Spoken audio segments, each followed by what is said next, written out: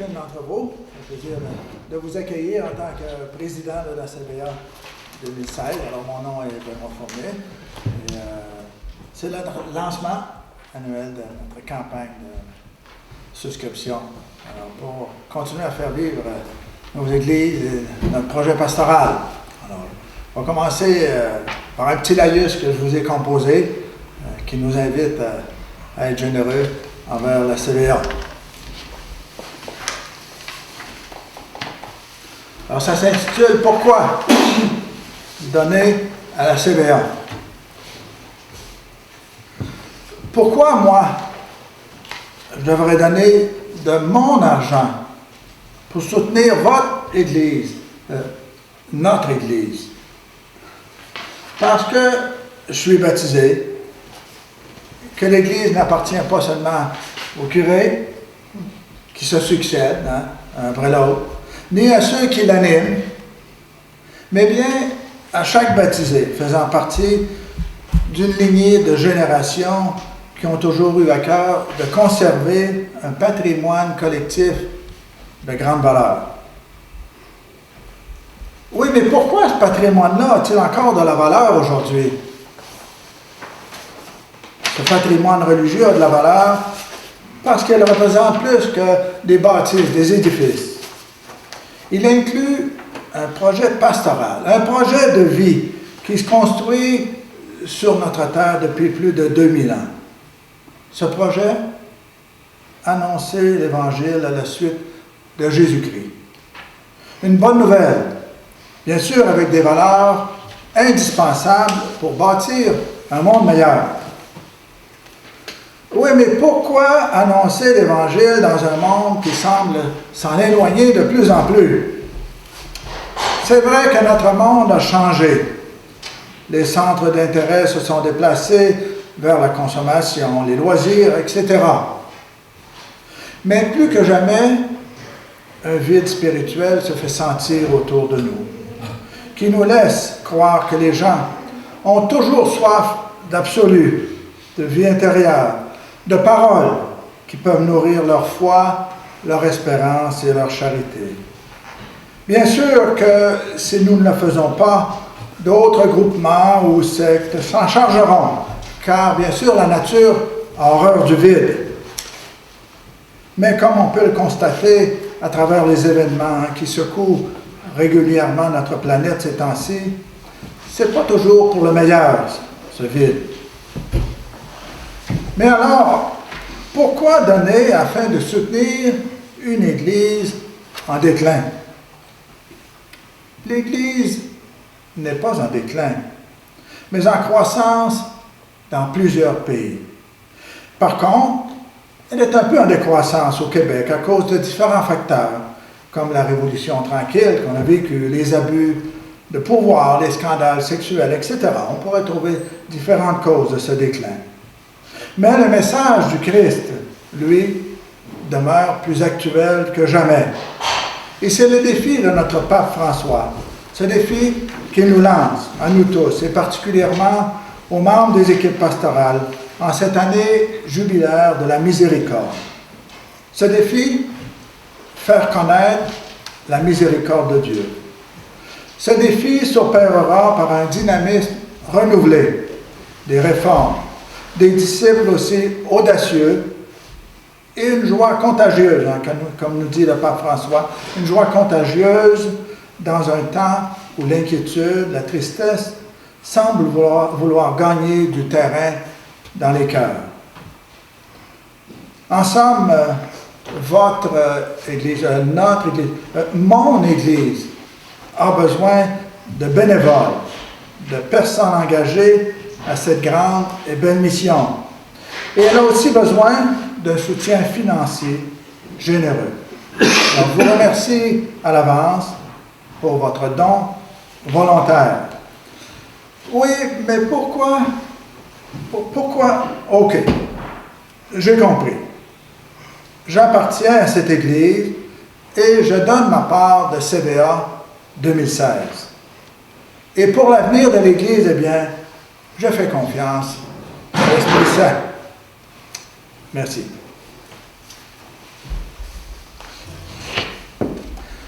Alors maintenant, j'invite le couple président d'honneur à nous adresser aussi quelques mots. Jocelyne et Bruno. Merci, Benoît. Nous, on avait l'habitude de participer à la CVA sous forme de dons. Et j'avais une implication qui était de distribuer les enveloppes aux gens qui vont cueillir, qui vont distribuer dans les maisons. Alors, cette année, on nous a demandé de s'impliquer davantage. Alors, ce qui était privé devient public. Alors, j'invite tout le monde à s'investir et à donner à la mesure de ses moyens. Et puis, Bruno, comme il est bon en composition, il nous laisse la petite ou nous la raconter. Moi, quand on m'a demandé ça, j'étais un peu surpris. Puis là, j'ai pensé à moi ce que c'est que la religion de mes parents m'avait donné. Je me rappelle que j'avais 50 ans, ma mère m'avait forcé à devenir membre du club de l'Ordre d'Or, je me rappelle de ça, mais elle m'avait fait un cadeau qui était un évangile. J'avais 50 ans. Puis cet évangile-là, elle avait une page évangile, puis l'autre page, un commentaire. Je l'ai lu au point de l'user. Puis dans le feu de la maison, elle a brûlé. Mais j'ai un ami qui était vicaire ici à Plessisville, Jean-Guy Bourget, là peut-être qu'ils l'ont connu, qui m'en a trouvé une semblable. Fait que c'est sûr que ce livre-là n'a pas la même valeur que l'ancien pour moi, mais il a le même message, celui de s'aimer les uns les autres. La religion de mes grands-parents et de mes parents n'occupe pas la même place dans la vie de mes enfants. Ça, c'est assez évident. Mais je veux leur donner en héritage les mêmes valeurs que j'ai reçues de mes parents et grands-parents pour qu'ils soient capables de s'aimer les uns les autres dans le monde d'aujourd'hui, qui est un peu plus complexe que celui d'hier. Puis cette valeur-là de s'aimer les uns les autres, c'est la valeur, je dirais, fondamentale pour tous les humains. Mais dans l'héritage que j'ai reçu, il y a aussi le lieu du culte ici, où nous avons reçu le baptême, la première communion, où nous nous sommes mariés et nous avons pleuré nos parents défunts, etc. Ce lieu aussi où je viens chaque semaine pour écouter et chanter la parole et recevoir l'Eucharistie. L'Eucharistie que je reçois comme venue d'une très lointaine génération. C'est comme de 2000 ans, l'Eucharistie s'est passée de génération en génération. Et moi, je sens que je dois continuer à la passer. Fait que pour redonner ce que nous avons reçu, il faut des moyens financiers. La CVA a pour but de permettre de donner aux suivants. Donner pour que ceux qui nous suivent, afin qu'ils puissent s'abreuver aux mêmes valeurs que nous avons héritées. Puis moi, des fois, je me dis, moi, je fais des cochons, puis des fois, quand on se demande qu'est-ce qu'on donne, ben j'ai dit, on va donner un cochon ou on va donner 2 cochons. Fait que la valeur en argent d'un cochon, ça dit à ma blonde le montant que j'ai dans ma tête. Mais on peut changer ça, on va dire, on donne un heure d'ouvrage ou une demi-journée ou une journée. Les gens, ils ne savent pas quoi donner. Ils ont donné un heure. On le sait quoi qu'on a comme argent dans un heure. On le sait qu'est-ce qu'on gagne dans une journée. C'est un montant. Moi, je me dis, on peut-tu donner une journée par année pour la fabrique? C'est une journée sur 200 jours d'ouvrage.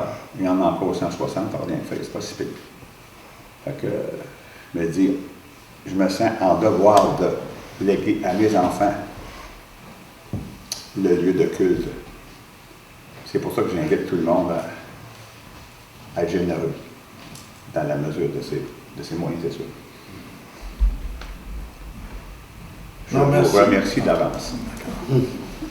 Merci Bruno et Jocelyne pour votre témoignage et d'avoir accepté aussi pour président de cette campagne de 2016. Et maintenant, je vais laisser la parole à notre nouveau curé, Serge Lavoie, pour ceux qui ne la connaissent pas. Il y en a qui disent que c'est un cadeau du ciel, mais ça semble se vérifier jusqu'à date. Alors Serge, je te laisse la parole. Merci. Alors bonjour tout le monde. Alors, à chaque année, on reçoit beaucoup de sollicitations. Des sollicitations pour venir en aide à plein de personnes. Des causes les plus légitimes les unes que les autres. Santé, aide internationale, enfance, culture, sport, éducation, lutte à la pauvreté. Puis, en plus de ça, bien, il y a la paroisse, il y a notre communauté qui vient faire une demande. Une demande d'aide, une demande de soutien financier. Pourquoi nous donner à nous aussi? Mais peut-être pour nous permettre de faire connaître le Christ un peu plus.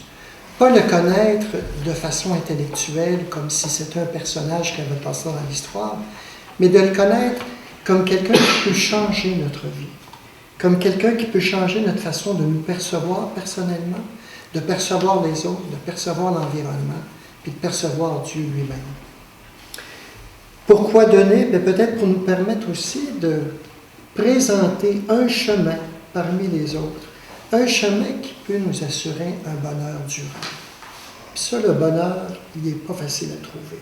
Il y en a des petits bonheurs éphémères qui peuvent passer, mais un bonheur qui dure, une paix qui dure, une joie profonde qui dure, il n'y a pas grand chemin qui peuvent nous le présenter.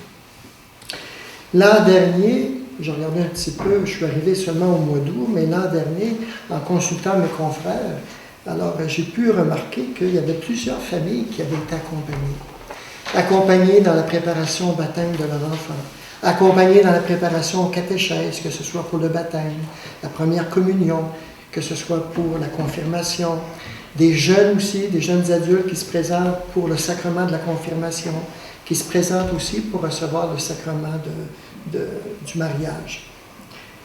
Accompagner plusieurs familles, voire peut-être au moins une centaine de familles dans leur deuil, dans la mort d'un être proche.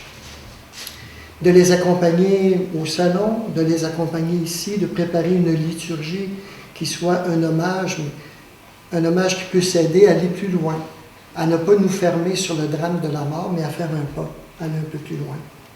On a célébré évidemment l'Eucharistie, vous vous en doutez, à tous les dimanches, et on essaie de rendre nos célébrations de plus en plus belles, de plus en plus priantes, de plus en plus signifiantes. Et ça demande beaucoup d'investissement. On a travaillé aussi comme communauté. Je dis on, là, c'est peut-être le nous qui devrait le dire, là, mais enfin, pour l'amélioration de notre patrimoine immobilier, on essaie de l'entretenir. On m'a dit qu'on a changé le système de chauffage, on a travaillé là-dessus, la toiture, bon, on pourra vous en parler, toiture d'une église, une rampe d'accès, enfin, pour ne nommer que celle-là. Et puis on accompagne des organismes, parce qu'il y en a beaucoup ici à Plessisville, des organismes qui viennent en aide aux plus démunis. Donc, on a cette chance-là ici dans la communauté, mais on peut au moins accompagner ces personnes qui les accompagnent, pour les encourager, les stimuler à continuer à réaliser le règne de Dieu parmi nous. Puis alors que les prêtres sont de plus en plus rares, on a eu un cadeau particulier l'année passée, c'est que Monseigneur l'archevêque nous a donné un prêtre de plus, un jeune. Ben, même si c'est sûr que ça peut ajouter à la masse salariale, mais ça peut surtout être une belle opportunité pour redonner un nouveau souffle à notre communauté, un vent de jeunesse, pour en arriver à aider des jeunes familles, entre autres, à redécouvrir le Christ, ou à le découvrir tout simplement, à le louer, à l'aimer et à le suivre éventuellement. En 2016, on a différents projets qui se présentent à nous, qu'on voudrait mettre de l'avant. Entre autres, des nouveaux projets d'évangélisation. Il y a un projet qu'on veut faire former des petites communautés de partage de la parole de Dieu, des assemblées de cuisine, ni plus ni moins. Réunir 5-6 familles ensemble pour partager la parole. Bon, il y a ça, entre autres, qu'on veut lancer. Notre projet catéchétique, bon, réfléchir, former des nouveaux catéchètes. Éventuellement, un camp catéchétique, offrir une formation spirituelle à ceux qui ont déjà des pas de fait.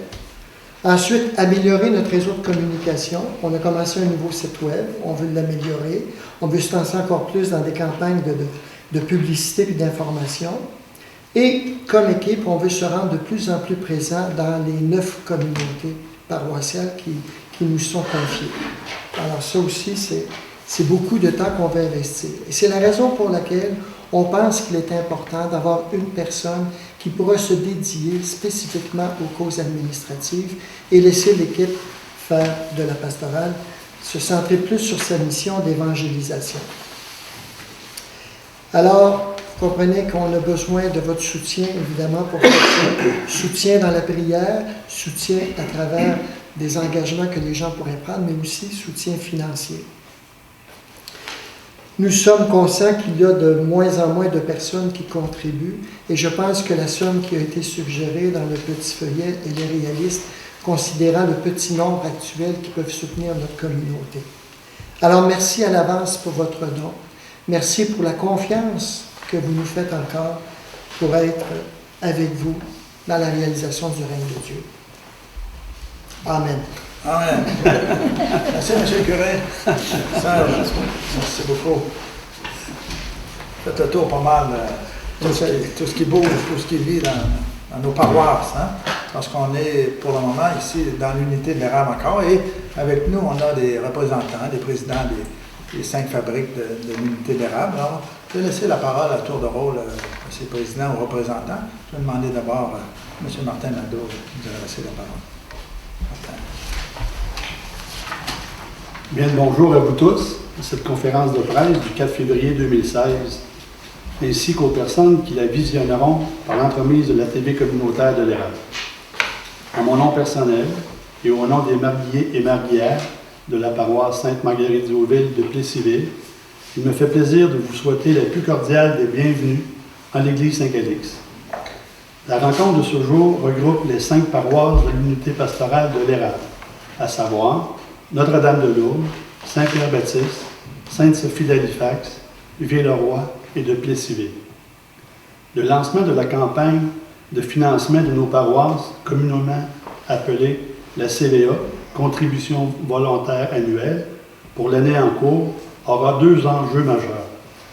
L'un de ceux-là sera sous la responsabilité de l'équipe pastorale, dont M. Serge Lavoie, notre curé, mettra en place un projet pastoral afin d'accroître la participation des paroissiens et paroissiennes aux divers services offerts, entre autres aux messes dominicales, et aussi dans l'éducation de la foi auprès des jeunes familles de notre territoire. La venue d'un vicaire supplémentaire permettra sûrement d'atteindre ces objectifs. Du côté administratif, votre conseil de fabrique aura également un rôle important à jouer, soit de permettre à ce que notre paroisse n'en forme plus qu'une au cours de l'année prochaine, regroupant les paroisses énumérées précédemment, ainsi que celles de Inverness, Laurierville, Lister et de Val-Alain. Depuis les dernières années, on constate que les revenus tendent à diminuer constamment et que les dépenses augmentent en suivant de façon continue la hausse du coût de la vie. Afin de rendre des services à notre communauté chrétienne, nous aurons à revoir notre fonctionnement afin de préserver le plus longtemps possible notre patrimoine laissé par nos ancêtres. En terminant, je m'en voudrais d'oublier toutes les personnes qui mettent la main à la pâte afin que cette campagne de financement soit une réussite. Et je remercie M. Laurie Harvey et toute son équipe de coordonnateurs et coordonnatrices, ainsi que vous, paroissiens et paroissiennes, pour votre bénévolat. Martin Nadeau, président de la paroisse Sainte-Marguerite-d'Auville à Plessisville. Je vous remercie. Merci, M. Nadeau. Et maintenant, je laisse la parole à la présidente de la fabrique Sainte-Sophie, Mme Manon Marcoux. Alors, bonjour à tous. Au nom des marguilliers et des citoyens de Sainte-Sophie, la CVA de l'année 2016 a le même objectif que par que l'année précédente, donc 23 000 $. C'est un objectif qui est très raisonnable et atteignable. Les citoyens sont toujours solidaires de l'évangélisation à Sainte-Sophie. Il y a du dynamisme avec l'équipe d'animation locale, avec des nouvelles catéchètes qui sont en place depuis l'automne. On a le projet de partage évangélique qui a commencé aussi après les fêtes. Ce que le curé expliquait tantôt, on l'a expérimenté depuis janvier à toutes les 2 semaines à 3h30 le dimanche après-midi. Il y a 6 à 8 personnes qui viennent lire la parole et s'imprégner de ce que la parole peut faire dans leur vie. Donc, il y a un beau dynamisme qui est en place à Sainte-Sophie. On n'a plus de bâtiment à s'occuper, donc on est peut-être déjà à cette étape-là de pouvoir se consacrer à l'évangélisation. Donc, on a beaucoup d'entrain, de motivation en ce sens. Je remercie Joanne Paradis, qui est notre responsable coordonnatrice pour la CVA à Sainte-Sophie, et tous les solliciteurs qui vont passer dans les rangs et dans le village. Juste préciser qu'à Sainte-Sophie, On ne suivra pas les dates qui sont annoncées. On va le faire un petit peu plus tard pour s'assurer que les chemins soient beaux, même si cette année, on n'aurait pas eu ce problème, mais on va faire la sollicitation de la CVA après Pâques à Sainte-Sophie. Donc, ne soyez pas surpris pour les gens de Sainte-Sophie si on ne cogne pas à vos portes dans la même date que les autres paroisses. Alors, encore une fois, merci et merci de soutenir l'évangélisation pour Sainte-Sophie et pour toutes l'unité de l'érable. Merci, Mme Marco. Maintenant, on tourne la paroisse de Saint-Pierre-Baptiste avec Mme Colette Brochu. Oui, bonjour à tous. Moi, je tiens en premier lieu à remercier toutes les personnes en 2015 qui ont œuvré, qui ont travaillé au financement, parce que c'est bien important, pas de financement, on n'a rien, au financement à Saint-Pierre-Baptiste. L'année passée, en 2015, on a eu une réparation majeure qu'on a presque payée au complet. Il nous en reste encore un petit peu, donc en 2016, on voulait travailler là-dessus. Donc, je remercie toutes ces personnes qui ont travaillé, toutes les personnes à venir qui vont travailler, les bénévoles, à la fête au sucre, ceux qui travaillent pour la CVA, ceux qui travaillent pour les autres activités qui se déroulent occasionnellement dans la municipalité, comme le 14 février, on a un brunch de Saint-Valentin qui est organisé par le comité d'action paroissiale, mais puis au profit de la fabrique. Ça fait que je tiens à remercier toutes ces personnes parce que sans eux, c'est impossible pour une petite municipalité comme la nôtre de survivre et de rester longtemps à donner des services de proximité aux gens. Ensuite, comme tous les autres ont dit, je ne le répéterai pas parce que les services, là, on en a parlé beaucoup, c'est la même chose qui se passe dans les autres municipalités. Donc, merci beaucoup et à la prochaine activité de financement après la Saint-Valentin, ça va être souper des sucriers, puis après ça, ça va être festival des sucres, puis après ça, le sucre. À décider. Merci beaucoup, Mme Brochu. Et maintenant, au tour de la paroisse de Notre-Dame de Lourdes avec Mme Lise Bédard. Oui, bonjour, Monsieur Bruno, Mme Jocelyne, co-président Benoît, qui est l'animateur, Monsieur le curé, la voix, Monsieur Nadeau aussi qui nous reçoit, comme à chaque année, alors merci. Merci de nous accueillir afin de voir ensemble un peu la réalisation des projets du milieu de Notre-Dame de Lourdes. Pour 2015, notre objectif était fixé à 23 000 $. Objectif atteint, 24 090 $. Pour la deuxième année, on a atteint notre but, alors merci et bravo à tous nos paroissiens, puis aussi à notre courageuse équipe qui ont passé par les maisons et qui ont recueilli le CVA. Nous avons eu cette année encore une levée de fonds très importante, qui est la fête de la musique, qui s'est déroulée le 20 et 21 juin 2015. Cette fête-là, elle est faite en collaboration avec la France, où on a plus d'une soixantaine d'artistes locaux et régionaux, ainsi que des villes un peu plus éloignées qui se produisent en après-midi et en soirée, et tout ça bénévolement à part de ça. Alors, on a eu aussi l'activité qui était suivie d'une messe western et d'un brunch musical qui était par M. Robert Hébert et Charles Hamel. On a eu aussi comme activité les tournois de cartes. Alors, pour ces activités, on compte plus de 70 bénévoles. Alors, merci à tous nos bénévoles comme d'habitude. Puis, comme nos coffres ont besoin d'être garnis, nos bénévoles se sont retroussés les manches par des levées de fonds afin de continuer à entretenir notre Église et à offrir les services religieux dans notre patelin. Pour les travaux passés, je vous en ai un peu, je vais vous en donner quelques exemples. Il y a eu la peinture des fenêtres, réparation du clocher, peinture de l'accès à la sacristie, tout ça, ça a été fait, là, la peinture intérieure et extérieure, ça a été fait par des bénévoles. Alors, pour 2016, nos projets, ça a été de terminer la peinture de nos fenêtres, ça va être de terminer la peinture de nos fenêtres, les portes de l'église, la peinture de la sacristie à rafraîchir, et un petit peu de décoration, ça ne fera pas tard. Alors, grâce à la motivation de nos équipes bénévoles, ben, nous réussissons à conserver notre patrimoine bâti qui est l'héritage que nous ont laissé nos bâtisseurs. Alors, nous sommes assurés que les bénévoles qui passeront dans les foyers pour la CVA cette année seront bien reçus et nous comptons aussi sur la générosité de tous. Quel que soit le montant donné, il sera apprécié. Est-ce que je peux en même temps mettre sur la carte notre future fête de la musique, faire l'annonce? Oui, qui va se dérouler un 5 à 7 le 21 juin avec musique en soirée. Le 2 juillet, ça va être la grande fête de la musique. On a retardé un peu parce que l'an passé, on était en même temps que le relais pour la vie. Et ça a été moins fructueux que d'habitude. Alors, je lance l'invitation à tout le monde. Puis merci de nous accueillir. Merci, Mme Bédard. Alors, il nous reste la parole de Villeroy. Alors, comme M. René Verville, le président n'est pas ici cet après-midi, il ne pouvait pas être là, et M. Armand Pilat qui a accepté de nous représenter. Bonjour tout le monde.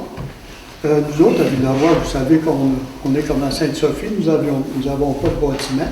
Ça fait que nous autres, on dit que la souscription, comme d'habitude, c'est à 20 000 $. Et c'est pas mal toujours tout près. Quand c'est pas réussi, c'est tout près. Ça fait qu'on fait un bingo pour Noël, puis un bingo pour la Pâque pour ajouter de boucler nos recettes. Ça fait que on va dire merci à tous mes bénévoles qui passent pour la CVA.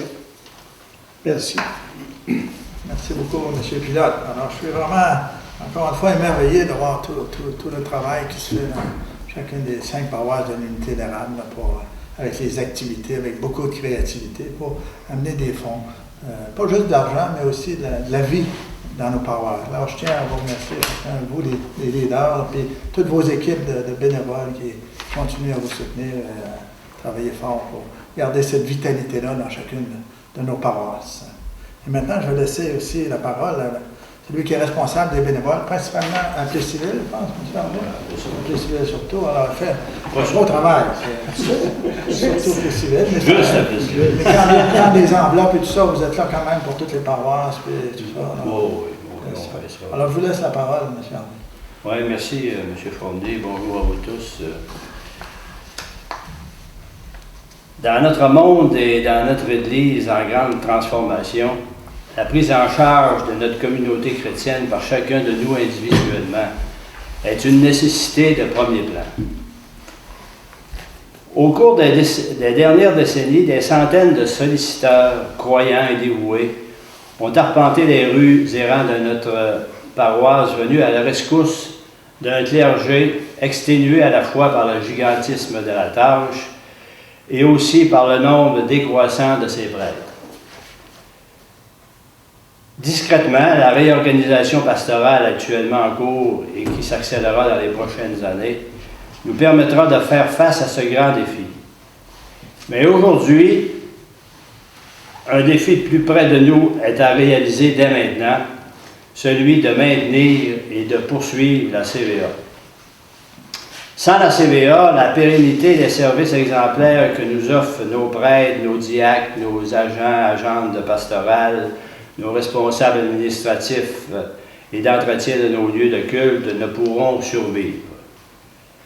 L'organisation et le fonctionnement de la CVA sont actuellement, je crois, en sursis à cause du déclin constant de donateurs et aussi de bénévoles. Cette année, environ 180 généreuses personnes sur un besoin de 300 à Plessis-Ville ont dit oui, dont 63% composés de femmes. Je remercie les nombreux bénévoles qui donnent de leur temps année après année pour assurer le succès de notre collecte annuelle. Donner de l'argent, c'est louable et nécessaire, mais donner de son temps, c'est divin et ça n'a pas de prix. Si nous sommes de vrais croyants et si nous voulons laisser à nos enfants et petits-enfants l'héritage que le Christ nous a donné, nous devons nous prendre en main nous devons nous impliquer.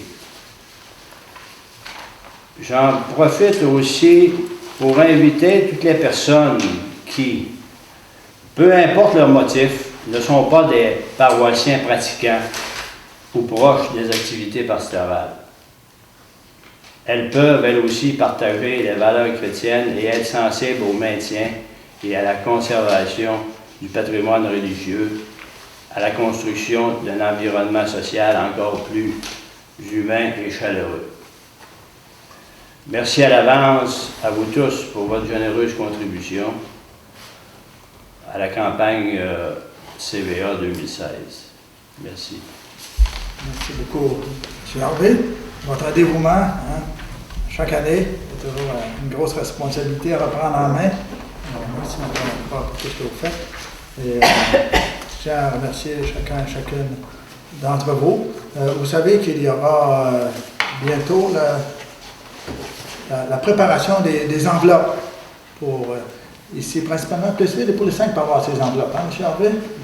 C'est pour les 5 paroisses aussi, les enveloppes. Oui. Alors, vous êtes tous invités le 18 février à 13h, ici au sous-sol de la sacristie, pour venir préparer ces enveloppes-là. Alors, on accueille tous les bénévoles qui veulent bien venir nous donner un petit coup de main. Ça va plus vite dans ce temps-là, puis ça nous fait voir que plus on est à partager, à soutenir notre Église, bien mieux ça va. Alors, je rappelle toujours que quand on me dit, moi, votre Église, elle va-tu bien? C'est difficile? C'est pas notre, c'est votre, c'est la vôtre, c'est la mienne, c'est pas celle du curé, c'est pas celle de l'animateur. Hein? Chacun doit se sentir responsable de son Église, elle appartient à chacun d'entre nous, et sa vitalité, bien, elle dépend de chacun d'entre nous. Alors, je tiens à remercier les représentants des médias locaux, M. Caron Isabelle, M.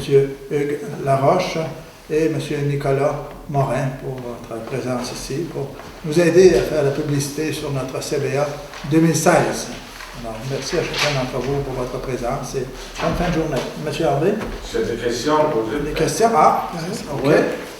Avant les questions, oui. Je pense qu'on a oublié un gros morceau. Aurèle. Aurèle, c'est notre poteau. C'est un poteau. C'est lui qui organise tout ça aussi. Merci, Aurèle. Dans l'ombre. Oui, c'est vrai. Il vient nous voir souvent au presbytère pour voir si tout fonctionne bien. Et toute l'organisation aussi, le fonctionnement, la publicité, tout ça, c'est lui qui prépare ça. La prochaine fois, tu mettras ton nom sur ma liste. Des questions? Des questions, s'il vous plaît? Les pasteurs avaient ramassé combien? Monsieur Martin, je peux vous répondre. Je dirais 255. Pour préciser. Ah, pour l'ensemble? Non, je ne sais pas, il faudrait tout vérifier tout le monde. Je n'ai pas les résultats personnellement. C'est environ 255 000 à peu près. C'est le même objectif pour l'an prochain, là, pour les civils, du moins là, 260 000. Là. Mais certain qu'on a eu moins là, pour l'année passée, mais je dirais, comme M. Harvey disait, environ 255 000. Oui, pour les civils. Les autres, ça semblait être pas mal proche de l'objectif. Nous autres, 93 113%, 100%. Nous autres, il manquait un petit peu. C'est bien. J'ai repassé mon 20 000. C'est bon. Ça fonctionne bien. Alors, d'autres questions? Oui, Est-ce qu'il y a eu un genre de mise à jour, peut-être, les envois que les personnes vont pour collecter dans les dernières années, si c'est arrivé? Vous comprenez ce que je veux dire? M. Harvey, est-ce que... Je ne suis pas sûr de bien comprendre la question. Est-ce qu'il y a eu un genre de mise à jour qui a été faite dans les dernières années? Toutes les fesses que les personnes passent pour rembourser l'argent? Oui, ça c'est un des problèmes, là, c'est que l'organisation de toutes ces structures-là, ça a été fait environ 25 ans peut-être, je ne sais pas. 91. 91, bon. 15 ans. Ouais. La mise à jour, les premières années, la mise à jour se faisait graduellement avec le retour de l'information pour chaque ménage, autrement dit, donc un genre de recensement. Mais là, avec le temps, ça s'est détérioré naturellement. Puis là, ça se fait d'une façon plutôt sporadique, avec au moment où on prépare tout ça, on dit, oups, c'est vrai, il y a une telle maison à telle place qui n'était pas construite, etc. Tout ça, ça veut dire que comment je dirais bien ça, le logiciel qui prépare tout ça actuellement, là, il y aurait besoin d'un ménage. Ça, c'est évident. Mais C'est une bonne job aussi. ça, c'est une grosse job. Ça fait qu'on n'a pas le temps, je pense, de préparer tout ça. Ça prendrait, à un moment donné, mettons, la liste électorale ou je ne sais pas trop quel document là, qui viendrait de l'extérieur pour venir mettre à jour ça. Mais ça, Nous, à Saint-Pierre-Baptiste, on a un recensement de base qu'on a commencé il y a plusieurs années avec des listes électorales, puis que maintenant qu'on fait un suivi continuel avec les nouveaux arrivants, parce qu'on va voir les nouveaux arrivants, puis en allant voir les nouveaux arrivants, bien, on les inscrit automatiquement, le nom, le âge, s'il y a des enfants, puis on les inscrit. Donc, on a une espèce de système à jour, je dirais à 95-98%. Et on fait nos listes quand on commence à faire notre cédule de CVA, puis nos routes, ben, on part avec nos rangs, on les a toutes avec les noms, en fait, ou presque toutes. Presque, je dirais à 98%, on les a toutes. Mais pas gros de monde, 535, ça vaut pas. D'autres questions? Non, je vais faire une entrevue avec M. le curé Lavoie, s'il vous plaît. Oui. Serge Lavoie, curé de la paroisse. Le contexte cette année de la CVE est un peu particulier parce qu'on se dirige tranquillement pas vite vers l'unification des 5 paroisses de l'unité pastorale de l'Érable, plus 4 autres. Plus 4 autres, effectivement. C'est un projet que notre archevêque nous a proposé de faire. Et initialement, on avait jusqu'à 2020. Mais là, après avoir consulté la population, enfin les plus proches collaborateurs, on a découvert que finalement, ça serait peut-être plus efficace si on le faisait dans le cadre de la prochaine année. Donc, si tout va bien, pour janvier 2017, on aurait une seule paroisse. Et on veut se préparer justement et on a besoin des fonds un peu plus particulièrement cette année avec la CVA. Bon, des fonds plus particuliers. Effectivement, il va falloir qu'on lance toute une série de sous-comités qui vont assurer le suivi entre les anciens conseils de fabrique et le nouveau conseil de fabrique. Donc, il y a plein de gens qui vont être obligés de consulter, faire des recherches. Il faut refaire tout le cadastre des 9 communautés. Il faut aller chercher les documents historiques, aller fouiller dans les archives. Alors, tout ça va demander un regain d'énergie. Donc, évidemment, si au moins on peut défrayer les déplacements de toutes ces personnes-là impliquées, il y a déjà des frais qui sont augmentés. Il y a un autre frais aussi qu'on va essayer d'assumer, c'est de confier à une personne toute la responsabilité administrative.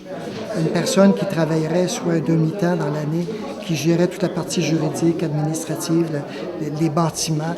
Pour 9 communautés, ça fait beaucoup de territoire, ça fait beaucoup de préoccupations. Et puis moi, ça me permettrait de me dégager d'au moins 8 rencontres conseils de fabrique par mois. Alors, le soir, ça fait beaucoup. Merci beaucoup. C'est bon?